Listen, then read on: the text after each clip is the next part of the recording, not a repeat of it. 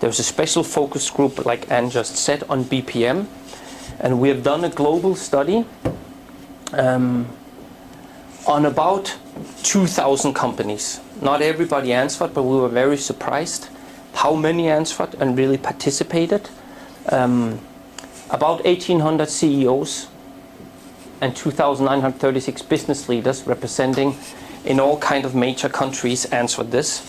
What we wanted with this was first to understand what kind of status are there on BPM in the companies. Because we realized when we wanted to do a BPM curriculum for these 900 universities, that somehow it's very different how companies approach it. Especially the market today, they approach it in a very unique way. BPM is approached. If you would take a look at BPM approach, it wouldn't follow a normal process performance approach.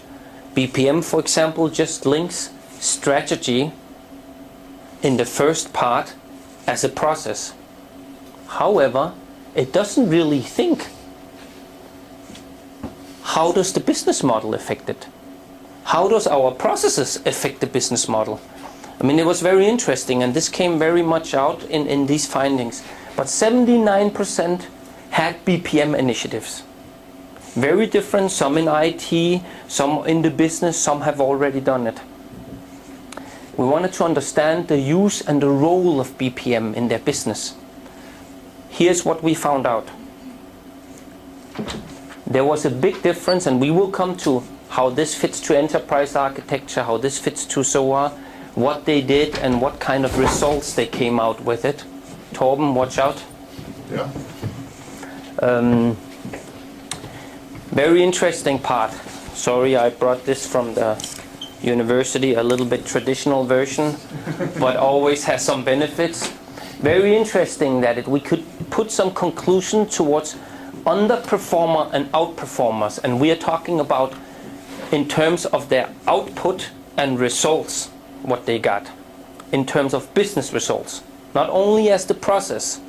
And why I will come to this is we found out that the underperformers, they did BPM in the terms what we realize actually in a contradicting way. Let us, for example, say you try to cut cost, and with BPM it's a very good driver to cut cost.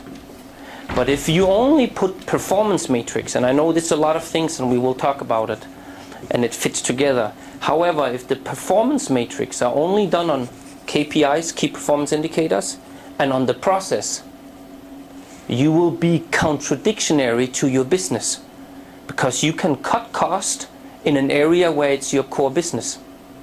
And that on itself is contradictory. You will lose part of your flexibility or innovation that you actually need. I will get more into detail out of it. But there's differences between the underperformers and outperformers. The underperformers, they had the most focus on product, services and markets with the BPM. Then with their operations, and very little with their business model. Very interesting was that the outperformers, they considered the business model as a, by the way, this is only what they did, not what to represent what they want to do. I will show that in very few seconds. Their operations and product service. So there is a big gap between it. I just want to show here. Secondly, we wanted to find out, number 3, what kind of executive agenda need once is there with these BPM initiatives. So, before I come into depth, I want to talk about 3 myths and three realities, what we found out from these companies. One myth, innovation means developing new products and services. From the outperformers, it was actually, and please note, this is done by the underperformers. The other one is done by the outperformers. It's very interesting too. Business model and process innovation matters, and it matters together. You cannot innovate a process without having an effect to the business model. However, if you do it without actually connecting and having a goal to it, only do it on a key performance indicator, you have absolutely no effect in terms of the business strategy. And as today, there is nobody having this. I just spoke here for a couple of weeks ago, or now it's already 1.5 months ago, on IDS Shared Process World Conference. Torben was there presenting as well for the Danish Defense. Very interesting. I came into discussion with about hundreds of people, including IDS came afterwards and said, it's not true. You only do it on a KPI and on a PPI, on a process. That on itself. And I do realize that is what they do. That doesn't change the fact it's wrong, and I will tell you later on why and how it should be done in the right way. Second myth, a technology project, ERP, CRM, enterprise architecture, SOA, will create value over time. They define the value and try that it will create over time. The outperformers, they believe there is a direct link between value planning, value creation, and value realization. By the very interesting fact, most companies do not realize this. I will come later on to this and why this fits together with BPM. This is the alignment between business and the technology, which the others do in a different way. Third myth, performance matrix exist on KPIs and PPIs. Oh, I see I wrote the Danish version here. As a matter of fact, I had it in Danish the whole presentation, and then I talked with Anne a couple days ago and she said, no, there will come some out of Denmark as well. I'm like, oops. I started translating. So reality, performance matrix exist, and these are the actually performance matrix. I will later on go more in depth about it. It's strategic business objectives, critical success factors, KPIs and PPIs. And by the way, they need to be interlinked in a full matrix. And then you have what's called a platform for modeling both the business and the processes.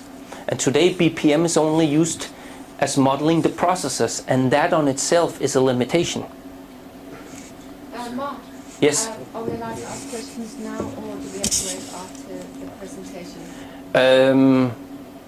Questions later on, because if not, the discussions will be long, and I would like to get through some of it as I already started 20 minutes late. If this is okay with everybody. Okay, the underperformers. Note here, they had their most focus on product, services and operations, and very little on the business model.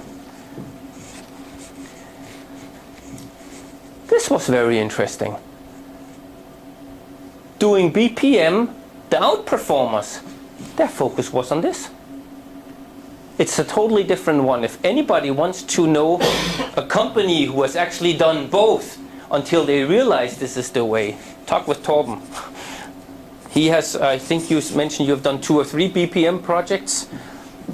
Yeah, 2, until you realize this is the approach to do it. He has quite a lot of knowledge into this and how the business model then needs to be approached, and not to do it the other way, which is actually contradictional, but I will come to that a bit.